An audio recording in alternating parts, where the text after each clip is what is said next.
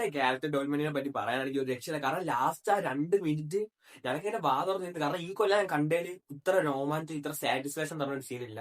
Stranger തിങ്സിന്റെ കഥ പോലും എനിക്ക് വലിയ ഓർമ്മയില്ല. പക്ഷെ ഈ വില്ലിനെ എങ്ങനെയാണ് എനിക്ക് തീരെ ഇഷ്ടമല്ലാത്തൊരു ക്യാരക്ടർ ഇത്ര രോമാഞ്ചം തന്നെയായിരുന്നു ഞാൻ ചിന്തിച്ചത്. കാരണം ഫസ്റ്റ് സീസണിൽ എടുക്കേണ്ട ഒരു ഉപകാരമില്ല. ഫസ്റ്റ് സീസണിൽ കൊള്ളൂല, 2-ൽ കൊള്ളൂല, 3-ൽ കൊള്ളൂല, 4-ൽ കൊള്ളൂല, 5-ൽ ഫസ്റ്റത്തെ 3 എപ്പിസോഡിലും വലിയ ഇതില്ല. പക്ഷെ 4-ാമത്തെ എപ്പിസോഡിന്റെ ക്ലൈമാക്സിൽ ഒരു 3 മിനിറ്റ് ഇപ്പൊ എന്റെ അടുത്ത് ചോദിച്ചാൽ എനിക്ക് ഏറ്റവും സ്ട്രേഞ്ചർ തിങ്സിൽ ഏറ്റവും ഇഷ്ടമുള്ള ക്യാരക്ടർ വില്ലും സ്റ്റീവ് ഹാരിങ്ടൺ. കാരണം എന്തൊരു ക്യാരക്ടർ ഡെവലപ്മെന്റ് ആണ് ഇത് കൊടുത്തിരിക്കണം.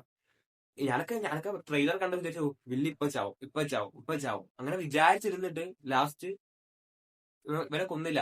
മറ്റേ വ്യക്തി ഇങ്ങനെ വന്നിട്ട് കൊന്നില്ല. അപ്പൊ ഞാൻ വിചാരിച്ചു ഇവനെന്താണ് കൊല്ലാതെ പോയെന്നൊക്കെ വിചാരിച്ചിരുന്നപ്പോഴാണ് ലാസ്റ്റ് ആ 3 മിനിറ്റ് ഇങ്ങനെ കൈയൊക്കെ ഇങ്ങനെ ആക്കിയിട്ട് മറ്റേ ഡെമോഗോർഗനൊക്കെ പിടിക്കണ സീനൊക്കെ ഇങ്ങനെ കൈയൊക്കെ പിടിച്ച് കൈ പിടിക്കാൻ തോന്നും. കാരണം അത്ര കിഡിലായിട്ട് അവർ എടുത്തു വെച്ചിട്ടുണ്ട്. പിന്നെ ലാസ്റ്റ് ഈ മൂക്ക് തുറക്കേണ്ട സീനില്ലേ, അതിലാണ് ഇത് തീരണത്. ആ മൂക്ക് തുറക്കുന്ന സീനിലാണ് ഈ എപ്പിസോഡ് തീരണം. ആ ഒറ്റ ഒരു സീൻ മതി മറ്റേ വോളിയം 2-ലോട്ടുള്ള ഹൈപ്പ് കൂട്ടാൻ. കാരണം 11 വന്ന് 10-20 പ്രാവശ്യം മൂക്ക് ഉടച്ചാലും ആ ഫീല് കിട്ടൂല. വില്ലിന് അത്ര സ്ട്രേഞ്ചർ തിങ്സിന് രോമാഞ്ചം ഉണ്ടാക്കി വേറെ ക്യാരക്ടർ ഉണ്ടോന്ന് എനിക്ക് തോന്നുന്നില്ല. നിങ്ങൾക്ക് എന്താണ് തോന്നുന്നത് കമന്റ് ചെയ്യുക. നിങ്ങൾക്ക് വീഡിയോ ഇഷ്ടപ്പെട്ടാലും ഇഷ്ടപ്പെട്ടില്ലെങ്കിലും പിന്നെ അത് മാത്രമല്ല, നിങ്ങൾക്ക് വീഡിയോ ഇഷ്ടപ്പെട്ടാലും ഇഷ്ടപ്പെട്ടില്ലെങ്കിലും സ്ട്രേഞ്ചർ തിങ്സിന്റെ ഫുള്ള് റിവ്യൂ എന്റെ ചാനലിൽ ഇട്ടിട്ടുണ്ട്. പറ്റുമെങ്കിൽ കയറി കാണാം.